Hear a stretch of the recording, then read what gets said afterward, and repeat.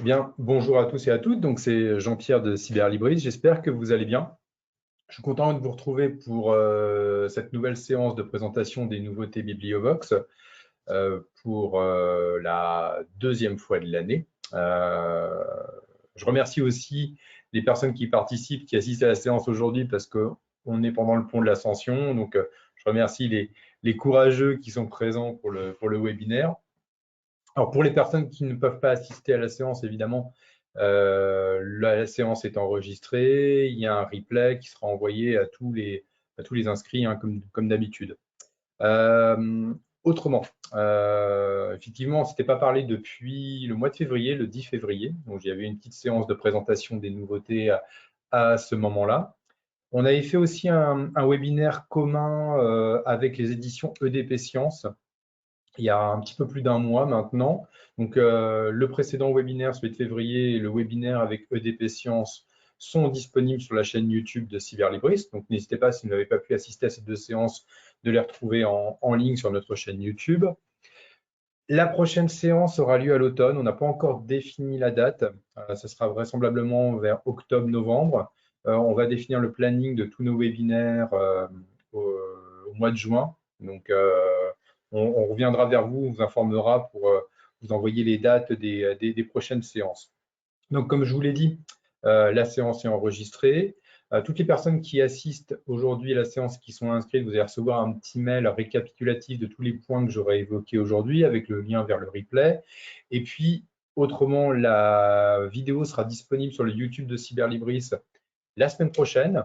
Donc, pour les personnes qui nous suivent sur YouTube, vous trouverez en description de la vidéo tous les liens des éditeurs, des sélections que j'aurai présentées aujourd'hui.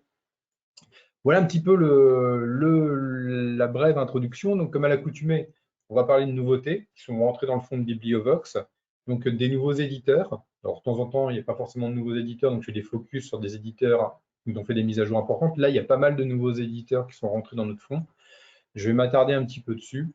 Et puis après, je vais faire une petite sélection davantage thématique avec une sélection en littérature, en documentaire et en livre pratique. Donc voilà un petit peu le cheminement de la séance qui va durer 20-25 minutes maximum. Donc voilà, on va pouvoir démarrer. Alors, je vais commencer donc la séance, je vais couper ma caméra dans un souci de bande passante, et puis vous allez pouvoir suivre le webinaire tranquillement.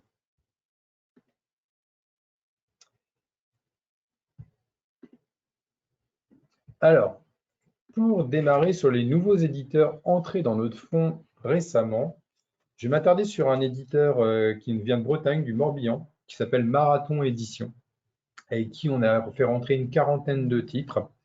C'est un éditeur qui va être spécialisé dans les littératures pour les adolescents et ce qu'on appelle les young adultes, donc les jeunes adultes. On est sur un catalogue qui va tourner autour de la fantasy principalement et de la science-fiction. Donc, une petite quarantaine de titres qui sont rentrés. Donc, je vais vous les faire défiler, hein, évidemment. Donc, ils sont ici. Donc, c'est pour les ados et les jeunes adultes. Vous pouvez retenir dans les ouvrages qui ont retenu mon attention l'école du futur qui est là. Vous pouvez donc retenir aussi, alors c'est un petit peu plus bas, hop, ils sont là, c'est les voyages de Maxime Petit, du petit Maxime plutôt. Donc il y a 3 tomes, les tomes 1, 2 et 3.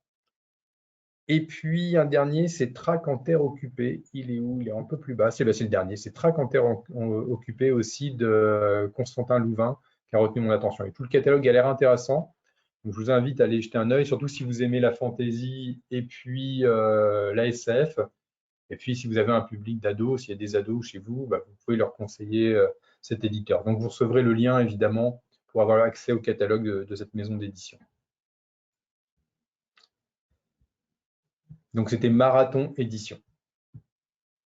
Autre éditeur qui est rentré récemment, c'est Afit Édition. Alors, Afit Édition, c'est un peu original au niveau de l'origine de cette maison d'édition. C'est l'assistance et formation internationale en thanatopraxie et thanatoplastie. Donc, tout ce qui concerne la formation des thanatopracteurs, qui est l'art de l'embaumement. Et cette institution a une division dans leur centre de formation liée à l'édition, justement. Et donc, il y a des documentaires qui concernent l'art de l'embaumement. mais aussi des collections qui vont être liées, elles, eh bien, à l'histoire de la médecine légale, à la police scientifique et beaucoup de romans de polar. Des romans très sanglants, évidemment, parce que tout tourne autour, évidemment, de la mort. Donc, on a 13 titres qui sont rentrés actuellement de cette édition, qui s'appelle AFIT, hein, qui est basée sur Lyon. Je ne sais pas si je vous l'ai précisé. Et on va retrouver donc du polar chez eux. Et vous pouvez retenir, alors dans ce que j'ai retenu hein, de cette maison d'édition, outre le polar, il y a cet ouvrage qui est là, qui s'appelle Par l'encre et le sang, l'histoire de la police scientifique française, super intéressant. Et puis le dernier ici, qui est un roman, qui est un polar, qui s'appelle Wonderland Babe, qui est vraiment très bien aussi. Donc c'est une petite maison d'édition avec des thématiques assez originales et liées au polar, évidemment que le polar c'est évidemment très connu comme style littéraire, mais sous une approche un peu plus différente. Donc je vous conseille cette maison d'édition, je vous conseille les quelques titres qui sont présents, il y a vraiment des choses sympathiques chez eux.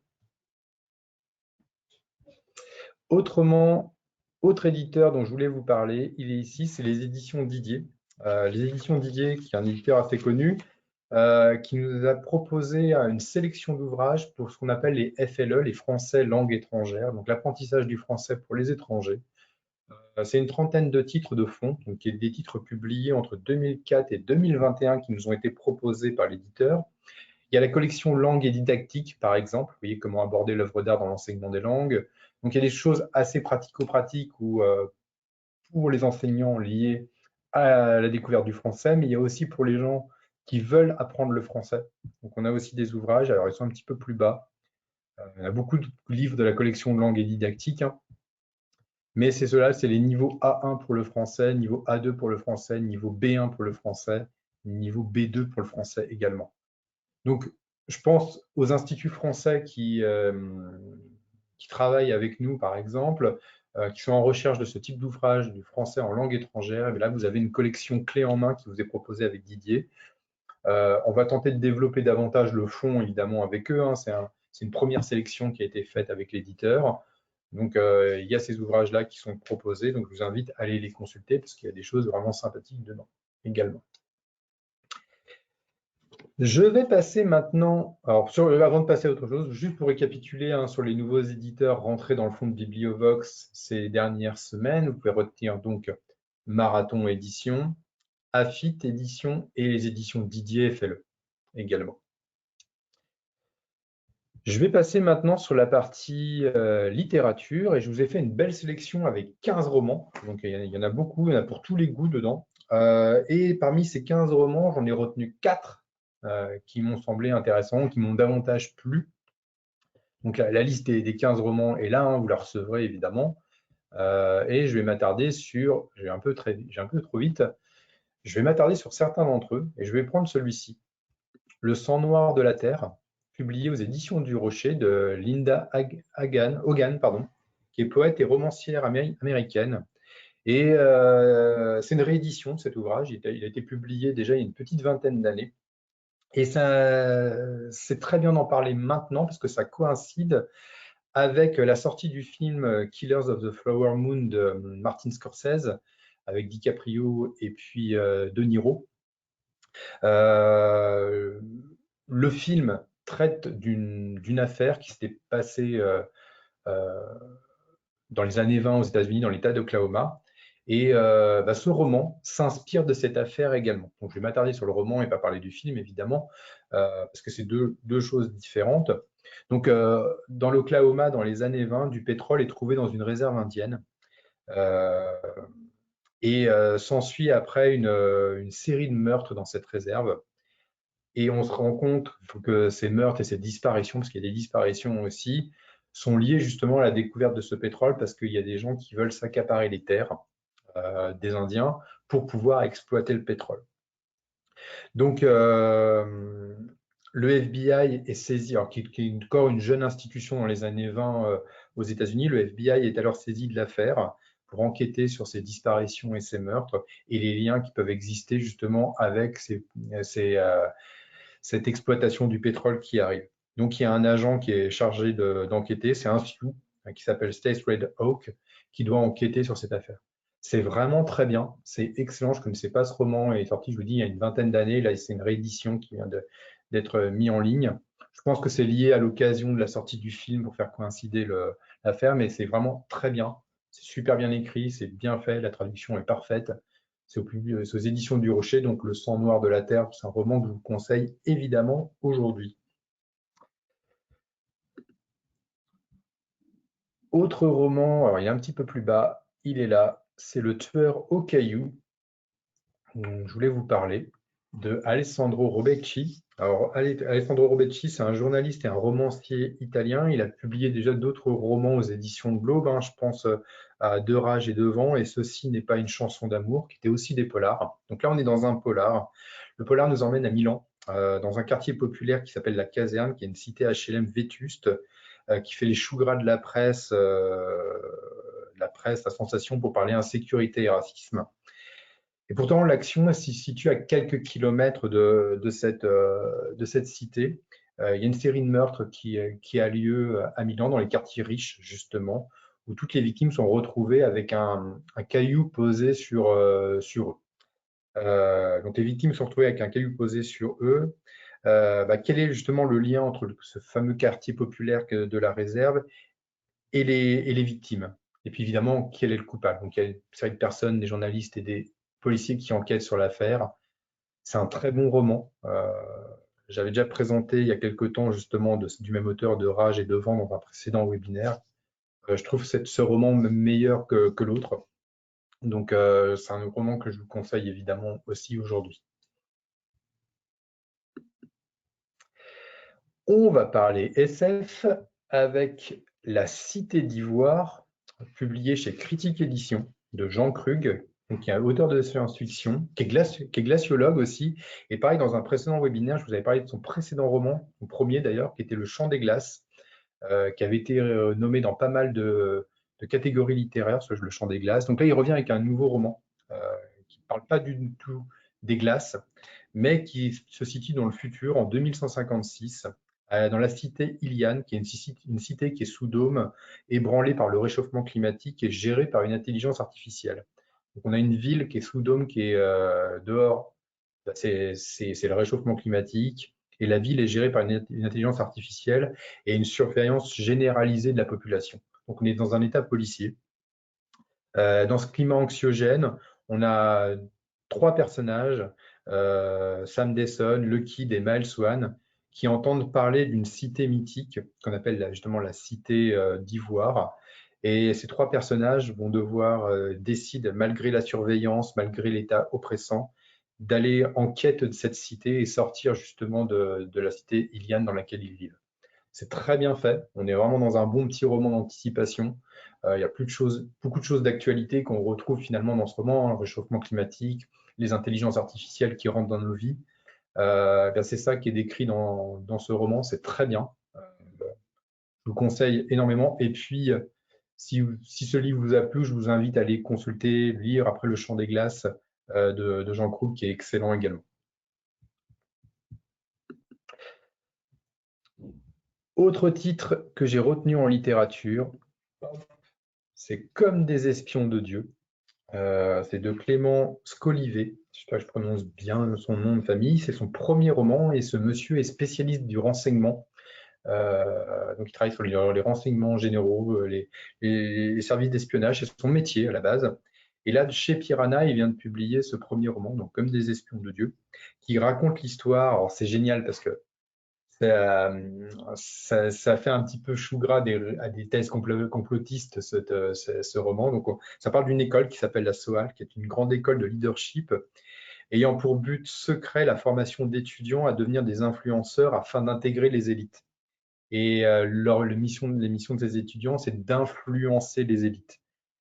Donc, le roman nous fait suivre le parcours de plusieurs d'entre eux, avec des parcours très différents, des étudiants qui sont des petits génies, qui sont un peu touche à tout et qui sont influenceurs, donc, qui rentrent au sein de l'entrisme, ce qu'on appelle l'entrisme, afin des fois, de déstabiliser ou de pousser des réseaux globalistes. Donc, c'est très bien. C'est un roman, évidemment, hein, mais qui fait écho à des sortes de fantasmes qu'ont les gens généralement sur tout ce qui est l'entrisme, les réseaux, etc. Donc, je vous le recommande, ça se lit tout seul, c'est bien écrit, c'est pas compliqué à lire, et puis on passe un bon moment. Et puis, il y a un côté un peu burlesque en plus dedans dans ce roman. Donc, pour la partie littérature, parmi les 15 romans que j'ai sélectionnés, vous pouvez donc retenir Le sang noir de la terre, publié aux éditions du Rocher. Un peu plus bas, Le tueur aux cailloux, aux éditions de l'Aube. La cité d'Ivoire, chez Critique Éditions. Et puis Comme des espions de Dieu, chez Piranha. Voilà, ça vous fait. Puis après, il y a tous les autres romans que j'ai sélectionnés. Il y a une belle sélection qui est à portée de main. Vous allez pouvoir découvrir par la suite. Je vais passer maintenant au documentaire. Alors là, j'en ai sélectionné 12 et je vais faire un focus sur 3 d'entre eux. Alors pareil, une belle sélection de documentaires. Et le premier sur lequel je vais m'attarder, c'est publié chez Ellipse. C'est Histoire de temps, de la nature du temps et de sa mesure. C'est de Yann Mambrini. Alors, Yann Mambrini est directeur de recherche en physique au CNRS. C'est un ouvrage de vulgarisation scientifique sur la notion de temps d'un point de vue à la fois physique et philosophique.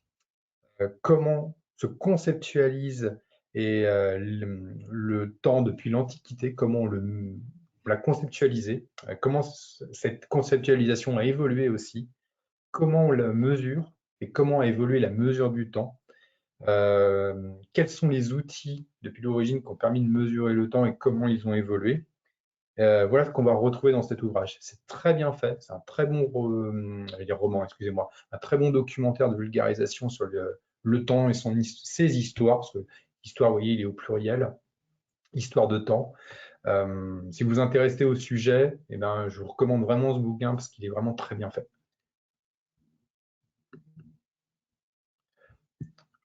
Autre titre qui a retenu mon attention, il est là. C'est un ouvrage sur le négationnisme, histoire, concepts et enjeux internationaux autour du négationnisme.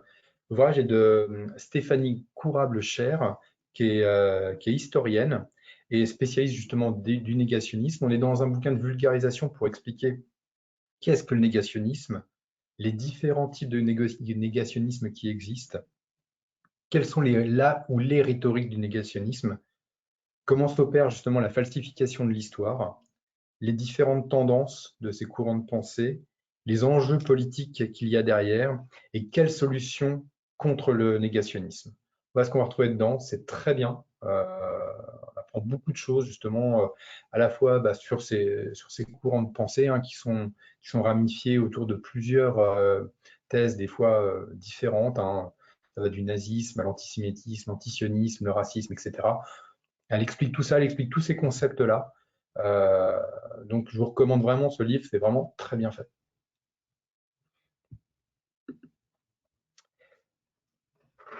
Autre titre qui a retenu mon attention, il est où? Il est juste à côté, enfin, il est là, c'est Féminisme, 150 ans d'idées reçues. Il est de Christine Barr, c'est publié au Cavalier Bleu, là vous allez mieux voir la couverture. Alors, Christine Barr est historienne française, elle est donc spécialiste aussi sur les questions autour du féminisme. Et dans cet ouvrage qui est basé sur toutes les idées reçues qu'on peut retrouver autour du féminisme, eh bien, l'auteur fait un état des lieux sur qu'est-ce que le féminisme, d'où vient le féminisme, ses origines, qui sont les féministes, de quels milieux sociaux viennent-elles, où viennent-ils, parce qu'il y a aussi des hommes qui adhèrent, qui sont féministes, quelles sont les différentes revendications, les différents mouvements qui composent le féminisme et l'avenir du féminisme, ou des féminismes justement, parce que vous voyez que le féminisme avec un S est au pluriel. Donc il y a plusieurs courants de pensée dedans. Très bien. Il n'y a rien à dire, c'est très bien. De toute manière, tout ce qui paraît généralement dans la collection Idées reçues des Cavaliers Bleus, c'est des titres très bien faits, très bien expliqués. Donc c'est un ouvrage que je vous recommande aussi pour aujourd'hui, en documentaire. Donc sur la partie documentaire, vous pouvez donc retenir Histoire de temps, aux éditions Ellipse, le négationnisme chez Erol et le féminisme 150 ans d'histoire reçue au Cavalier Bleu.